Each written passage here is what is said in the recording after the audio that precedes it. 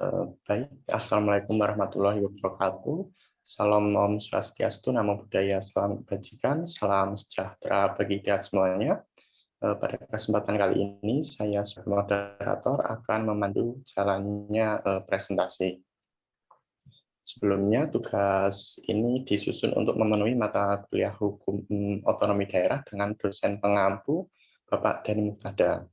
Maka sebelumnya perkenalkan terlebih dahulu, nama saya Muhammad Iqbal dengan NIM 811420248 dari Rombel 5. Selanjutnya dipersilahkan masing-masing anggota untuk memperkenalkan diri. Perkenalkan, nama saya Syahrila Umayyah Asrofanapu dengan NIM 81114200249. Dan saya Hananur Rahmadi dengan NIM 811422245. Saya Reva Dilistanto dengan NIM 81114202477. Dan perkenalkan, nama saya Galuh Purbasari dengan NIM 8111146. Baik, terima kasih kepada semuanya.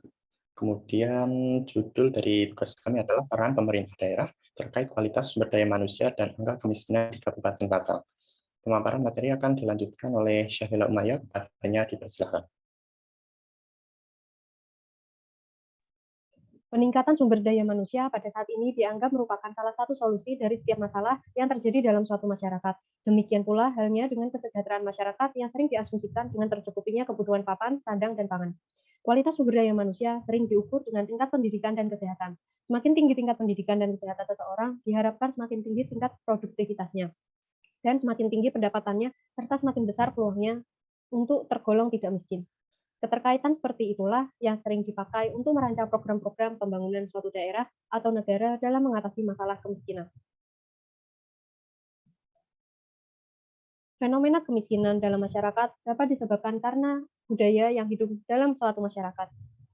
Ketidakadilan dalam pemilikan faktor-faktor produksi dalam masyarakat, kemiskinan yang disebabkan oleh faktor kurangnya beruntung, yaitu fisik yang lemah, kerentanan, keterisolasian, serta ketidakberdayaan. Pada dasarnya, perspektif kemiskinan sangat luas. Tidak hanya mencakup dimensi ekonomi, tetapi juga meliputi dimensi sosiokultural. Karena terbatasnya kemampuan yang dimiliki, baik skill, pendidikan, maupun faktor produksi, kelompok ini kalah bersaing dalam memperebutkan pasar kerja.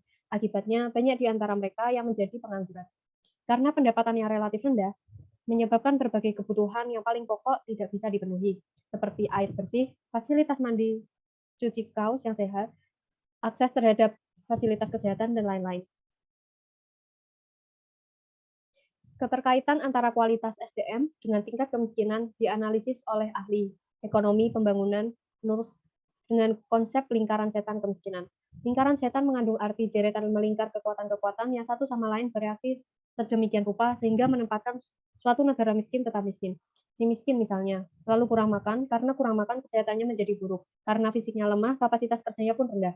Karena kapasitas kerjanya rendah, penghasilannya pun rendah. Dan itu berarti ia miskin. Akhirnya, ia tidak akan mempunyai cukup makan, dan seterusnya. Berdasarkan uraian tersebut, maka permasalahan dalam penelitian ini adalah peran pemerintah daerah terkait kualitas sumber daya manusia dan angka kemiskinan di Kabupaten Batang. Slide selanjutnya akan dibacakan oleh rekan saya, Hana. Silahkan. Kemiskinan merupakan suatu konsep multidimensi dan tidak terbatas pada konsep ekonomi saja. Selain kekurangan pendapatan, kaum miskin juga menderita dari kekurangan atau ketidakadaan pelayanan publik yang berupa telepon, listrik, air, transportasi umum, sarana kesehatan, pendidikan, dan juga kredit, dan kekurangan kesempatan berpartisipasi dalam pengambilan keputusan ekonomi, sosial, dan politik di dalam tingkat lokal, regional, dan juga nasional. Karena itu, kaum miskin sering merasa terpinggirkan dan tidak berdaya pada saat hak-hak mereka dilanggar dan dieksploitasi oleh kaum kaya yang berkuasa. Boleh di next. Dalam era otonomi daerah dan desentralisasi, wewenang pemerintah daerah dalam merencanakan dan melaksanakan kebijakan untuk program dan juga program untuk memajukan daerahnya sangat besar. Pemerintah daerah lebih menguasai permasalahan yang dihadapi daerahnya dan juga potensi-potensi yang dimiliki untuk mempunyai program-program tersebut. Salah satu wewenang yang diterima oleh pemerintah daerah adalah meningkatkan pelayanan dan kesejahteraan masyarakat di daerah agar mereka memiliki kehidupan yang semakin baik. Di antaranya adalah wewenang untuk mengurangi tingkat kemiskinan dan juga pengangguran. Next. Jumlah penduduk miskin di Kabupaten Batang pada tahun 2017 hingga tahun 2019 terus mengalami pengurangan, yaitu pada tahun 2017 sebanyak 81,50 ribu orang atau 10,80% dan terus membaik hingga tahun 2019 menjadi sebanyak 64,7 ribu orang atau 8,35% dari jumlah total penduduk. Namun pada tahun 2020 dan 2021 jumlah penduduk miskin di Kabupaten Batang bertambah menjadi 70,57 ribu jiwa atau sebesar 9,13% dari jumlah total penduduk pada 2020 dan 74,91 ribu jiwa atau sebesar 9,68% dari jumlah total penduduk pada tahun 2021. Pola perubahan jumlah penduduk miskin tersebut sejalan dengan pola perubahan persentase penduduk miskin yang terus membaik selama tahun 2017 sampai 2019, yaitu jumlah maupun secara persentase penduduk miskin di Kabupaten Batang terus mengalami penurunan. Silakan dilanjut, Mas Reval.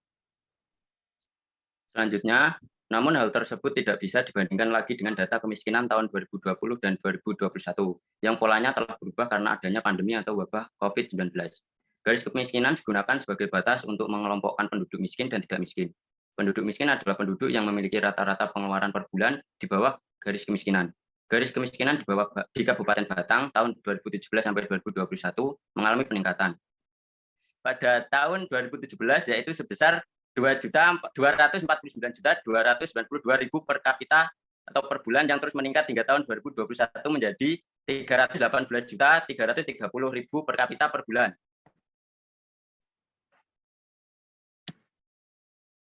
Hal ini berarti jumlah rupiah yang dibutuhkan untuk memenuhi kebutuhan pokok minimum makanan dan bukan makanan terus mengalami peningkatan atau makin mahal. Menurut data BPS tahun 2020, lebih dari separuh penduduk miskin di Kabupaten Batang berpendidikan tamat SD atau SLTP. Sedangkan dilihat dari tingkat pengangguran, terdapat 43,34% penduduk makin miskin menganggur. Berdasarkan data di atas, sebelum terjadinya pandemi COVID-19, angka kemiskinan di Kabupaten Batang terus menurun. Namun setelah pandemi, angka kemiskinan terus meningkat dari tahun 2020 sampai 2021. Ketahanan pangan selama masa pandemi COVID-19 menjadi salah satu isu krusial. Sebab keterjangkauan akses pangan yang menjadi bagian dari ketahanan pangan mesti dipastikan pemerintah seiring penerapan pembatasan sosial di berbagai daerah.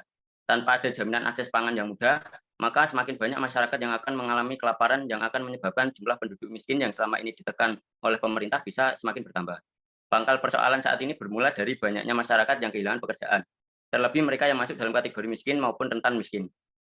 % pengeluaran kelompok masyarakat miskin digunakan untuk kebutuhan makanan. Selanjutnya dibacakan oleh Galuh. Terima kasih. Kemudian ada pun pengeluaran untuk makanan dari kelompok masyarakat tersebut tentang miskin sekitar 62%.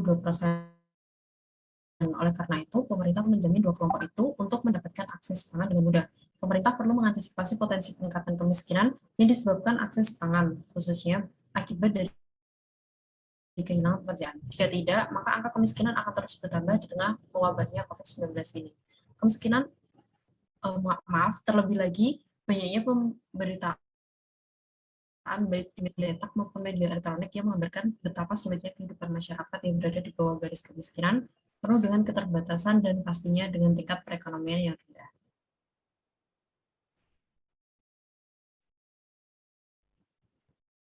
Kemudian program bantuan sosial atau bansos bagi masyarakat terdampak COVID-19 sudah dilakukan. Ini diharapkan dapat membantu kebutuhan pangan masyarakat. Bansos yang disalurkan berupa uang tunai maupun sembako. Selain itu, pemerintah Kabupaten Batang juga kurangi angka kemiskinan dengan mempercepat pembangunan kawasan industri terpadu Batang. Kawasan industri Batang merupakan proyek perwujudan pemulihan ekonomi nasional yang berdampak pada virus COVID Corona. Kawasan tersebut memiliki luas sekitar 4.300 hektar. Kawasan industri ini harapannya dapat memberikan keuntungan untuk semua bagi masyarakat. Kawasan ini bisa menyerap tenaga kerja dan berperan dalam pertumbuhan ekonomi. Bagi pemerintah kabupaten, kawasan ini dapat meningkatkan pendapatan daerah. Lanjut. Kemudian hasil pendapatan tersebut bisa digunakan kembali untuk kepentingan masyarakat. Industri Batang dibangun, Jawa Tengah memiliki potensi besar untuk tumbuh menjadi kawasan industri nasional. Kawasan ini didukung infrastruktur yang dibangun secara masif, mulai dari jalan tol, pelabuhan, dan infrastruktur lainnya. Faktor lain yang juga menjadi potensi dari perkembangan kawasan industri di Jawa Tengah. Ini upah minimum provinsi atau UMP di Jawa Tengah masih kompetitif dibandingkan dengan Timur. Dan berikutnya akan dilanjutkan oleh Dalam rangka penguatan pengembangan SDM, khususnya di wilayah Kabupaten Batang, pada hari Kamis 20 Januari 2022, bertempat di ruang Abhirawa Kantor Bupati Batang, PTPN ke-9 bersama pemerintah Kabupaten Batang sepakat menandatangani nota kesepahaman, sinergitas, dan pengembangan sumber daya manusia untuk mendukung program pembangunan Kabupaten Batang, Provinsi Jawa Tengah.